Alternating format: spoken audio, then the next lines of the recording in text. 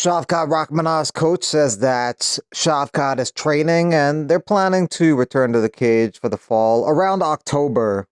Maybe he fights for the title right away. Maybe he takes another fight and then gets the title shot. Maybe Brady gets the next title shot. Maybe the winner of Prates and Ian Garry gets the title shot. So they have some options in the welterweight division, which is good because a lot of times in these divisions, there isn't clear options as to who is next.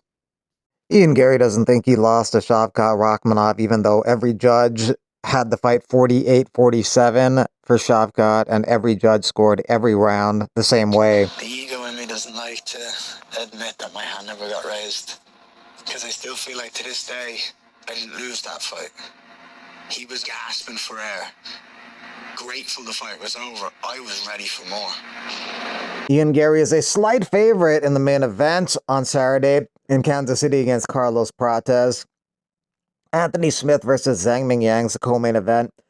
On the main card, Zhang Mingyang is the biggest favorite on the main card. 5-1 favorite, tied for being the biggest favorite on the main card with Ikram Aliskerov, who's also a 5-1 favorite over Andre Muniz.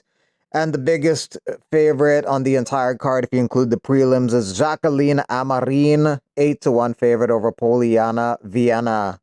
Rumors suggest that Netflix might secure a $1 billion annual deal with the UFC following the expiration of ESPN's 7-year contract with the UFC, which ends at the end of this year. Netflix co-CEO Ted Sarandos was asked about the UFC, but with his answer, people are unsure if they want to take on a whole broadcasting package with the UFC, because it sounds like they have more of an interest, more of a preference for investing in standalone events.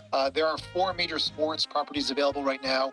How should we think about the strategic fit for Netflix in terms of number 1, the UFC, number 2, WWE Premium Live Events, number 3, F1, and number 4, Major League Baseball? Thanks, Rich. I do want to remind you that our live strategy is beyond just sports. So I'm not going to comment on any of those specific opportunities at this time. But I will steer you back to the letter to show you that our live event strategy is unchanged, and we remain really focused on the big breakthrough events. Our audiences love them, and so anything we chase in the event space or the sports space is a deal that have to make economic sense as well. So live is a relatively small part of our content spend. We have about 200 billion view hours, so small relative to view hours too. And we're really excited to keep building on that. We have the Taylor Serrano fight in July. That's a rematch from when they fought the first time on the Tyson Paul fight night. It was the most watched women's sporting event in U.S. history. So there's a lot of excitement around that. The NFL, of course, is a great property, and we're happy to have the Christmas Day games. So we opted into the second NFL game for Christmas Day. So we'll be presenting all-day football again on December 25th, 2025. Really exciting. And then today our live adventures have all been primarily in the U.S., but we intend to grow the capability to do it around the world in the years ahead. So very pleased with the progress so far and excited about the future for live sports and non-sports. With DDP likely injured, there's some confusion as to what's next for Khamzat Chimaev. Does Khamzat wait for a title shot with DDP? Does he take a fight in between with Bohayo? That's what Bohayo wants next, but if Khamzat does fight DDP, Bohayo would pick Khamzat to win that fight. He thinks Khamzat's MMA wrestling is so good that it's very hard to replicate, so guys aren't ready for it when they get in the cage. So he'd favor a first-round stoppage for Khamzat Chimaev, but notes that if Dricus could take the fight past a round and a half, he could win. I think Khamzat is gonna win because I don't see anyone preparing properly for Khamzat. They are bringing wrestlers to train them to defend takedowns and all that, but Khamzat doesn't do the normal stuff. Like that. It doesn't care like if you're gonna bring like the best wrestler to take you down or something like that, because Khamzat doesn't do wrestling. He does MMA wrestling. He does MMA cage work. It's different. You need to understand his system, what he wants next, what's his patterns and all that. You need to understand this first, and then you start to prepare for him. So I don't think any of these guys had this reading about his style and everything, and I think Khamzat's gonna win from Dricus. Nice. Yeah, but I always said that Dricus gonna get his ass whooped, but he always won. So I will never doubt him again. You know what I mean? Only when I fight him, I know that I'll beat him. But any other guy, I'm not gonna shake this match, like I'm not gonna, because if he survives 1.5 round and he keeps doing, start to throw punches to Hamza and all that, he can win. But I think stylistically, doesn't match at all.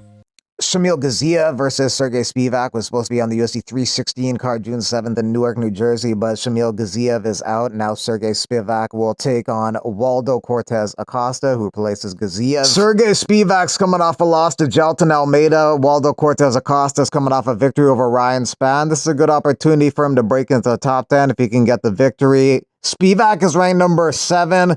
Cortez Acosta, number 11 in the heavyweight division. Road to the UFC Season 4 begins May 22nd and 23rd. You have different weight classes: flyweight, bantamweight, featherweight, as well as lightweight. And there's fighters representing all over Asia, as well as 6 fighters representing the Australia, New Zealand region, including Aaron Toe. Got an opportunity on Road to UFC, so heading over to China to, put my foot down on that part of the world to see if I can make it happen. Obviously, after my loss on the Contender Series, I think it was Sean Shelby and a couple of other matchmakers said I might have an opportunity if I drop down a weight class. So, been hungry ever since. It's just they misinterpret me being myself. I can't help but be myself, so I'm just going to go back and do what I do best, which is train hard and fight well. So, can't get rid of me. Mario Bautista taking on Chito Vera, June 7th. He doesn't expect this to be a boring fight. His last fight with Aldo was not an exciting one, but he anticipates this one being different. Do you feel a need going into this fight to do anything differently because of all this? No, not anything differently. Like I said, I don't see this fight heading in that direction or playing out like that. I'm just going to keep on doing what I've been doing. Like I said, I'm on this 7-fight win streak, so I ain't going to change nothing. Each fight happens differently, ends differently. But I see this one being pretty exciting, just from what I know about Chito and how willing he is to fight and just push all the way to the end. Batista expects to win and then take on Corey Sanhagen. Sanhagen will be taking on Figgy next weekend in Des Moines, Iowa. Sanhagen, a pretty big favorite, around a 4 or 5 to 1 favorite in that one. Nursultan Ruziboev taking on Dustin Stoltzfus May 17th at the UFC Apex. He's looking to take out Stoltzfus like he took out this trash can.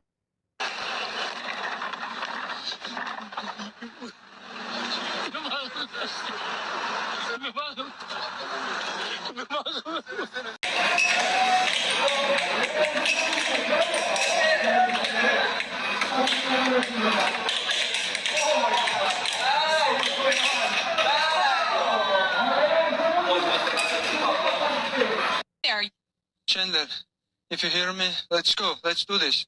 You come from Bellator. I want to check your skills.